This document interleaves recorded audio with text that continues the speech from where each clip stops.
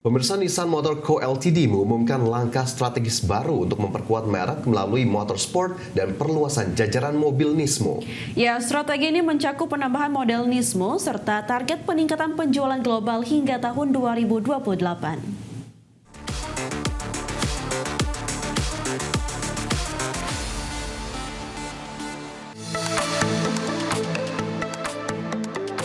Nissan Motor Co. Ltd bersama Nissan Motorsport and Customization atau NMC mengumumkan strategi baru untuk memperkuat merek secara global.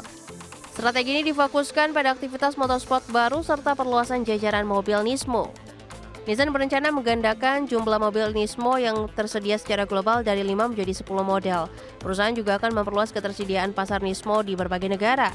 Nissan menargetkan peningkatan pengiriman tahunan dari sekitar 100.000 unit menjadi 150.000 unit pada tahun 2028. Porsi penjualan luar negeri juga ditargetkan meningkat dari 40 menjadi 60%. Untuk memberikan nilai tambah bagi pelanggan, Nissan akan mempertimbangkan kolaborasi dengan mitra eksternal. Presiden dan CEO NMC, Yutaka Sanada, menyebut Nismo akan terus menanamkan semangat dan inovasi ke dalam produk Nissan lainnya. Mulai tahun fiskal 2026, Nissan akan memperkenalkan prototipe balap untuk mempercepat pengembangan teknologi perangkat keras dan lunak. Langkah ini diharapkan membantu pemulihan Nissan di tengah tekanan penjualan global dan persaingan industri yang ketat. Berbagai sumber, iDex Channel.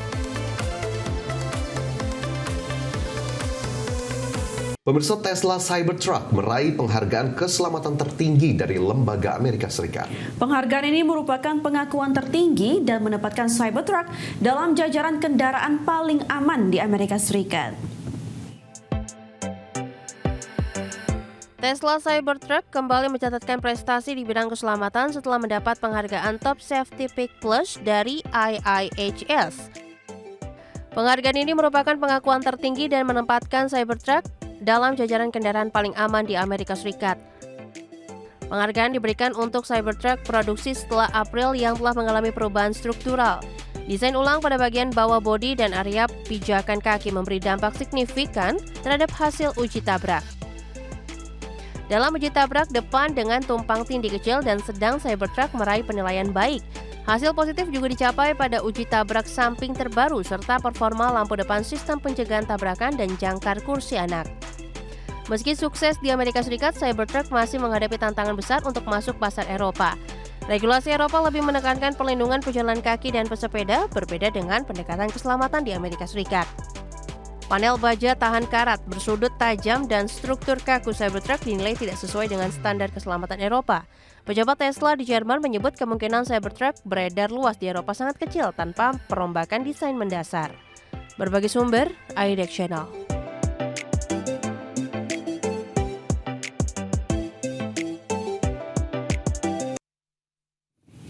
Pemirsa, Warner Bros. Discovery dikabarkan akan menolak tawaran akuisisi dari Paramount Skydance. Dewan Direksi diperkirakan segera mengumumkan keputusan resmi dalam waktu dekat.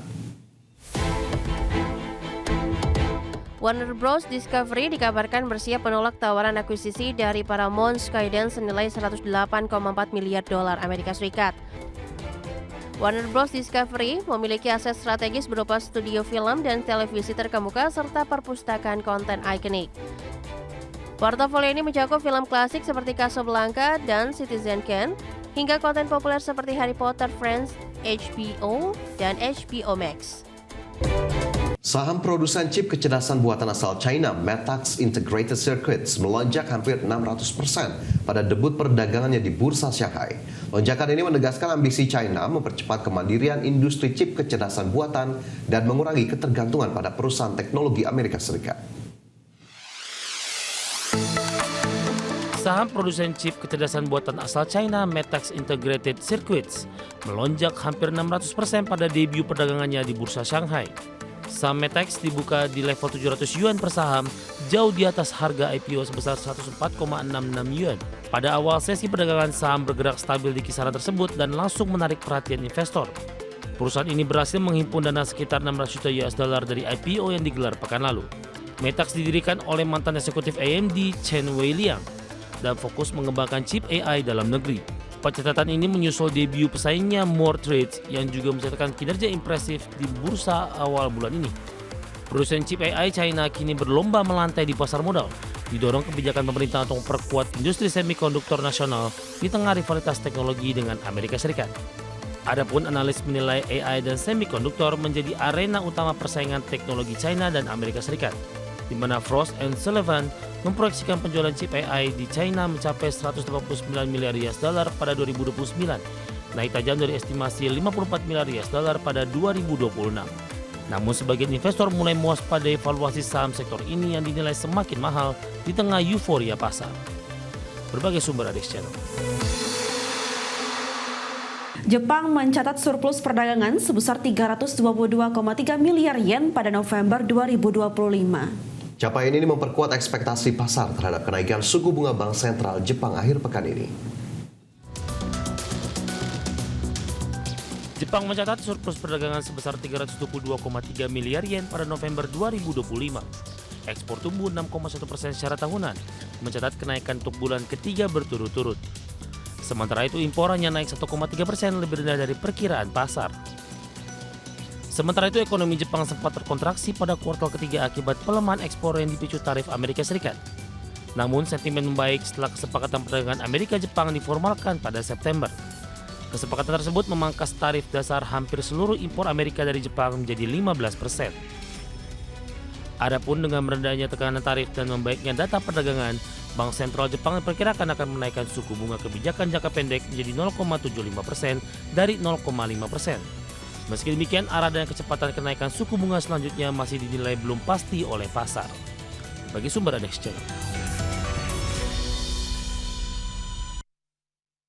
Thailand meminta Kamboja menjadi pihak yang menginisiasi gencatan senjata untuk mengakhiri konflik di perbatasan kedua negara.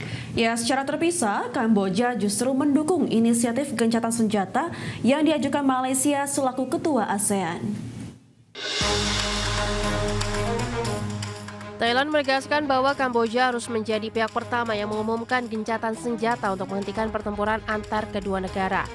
Pernyataan disampaikan pemerintah Thailand pada Selasa kemarin atau lebih dari sepekan usai bentrokan mematikan kembali pecah di wilayah perbatasan. Juru bicara Kementerian Luar Negeri Thailand, Marati Nalita Andamo, mengatakan bahwa Kamboja harus bersedia untuk bekerja sama dengan Thailand dalam upaya membersihkan ranjau di kawasan perbatasan. Pertempuran terbaru antara dua negara Asia Tenggara itu telah menewaskan sedikitnya 32 orang termasuk tentara dan warga sipil, serta memaksa sekitar 800.000 orang mengungsi. Baik Thailand maupun Kamboja saling menyalahkan atas pecahnya bentrokan dan mengklaim bertindak untuk membela diri dan menuduh pihak lain menyerang warga sipil.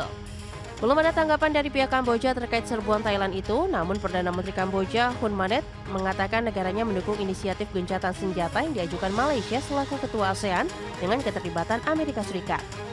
Presiden Amerika Serikat Donald Trump yang sebelumnya ikut turun tangan dalam konflik perbatasan ini pekan lalu mengklaim Thailand dan Kamboja telah sepakat melakukan gencatan senjata mulai Sabtu pekan lalu. Namun, Thailand membantah pernyataan tersebut seraya menegaskan bahwa pertempuran masih berlangsung setiap hari sejak 7 Desember. Berbagai sumber, iDeck Channel.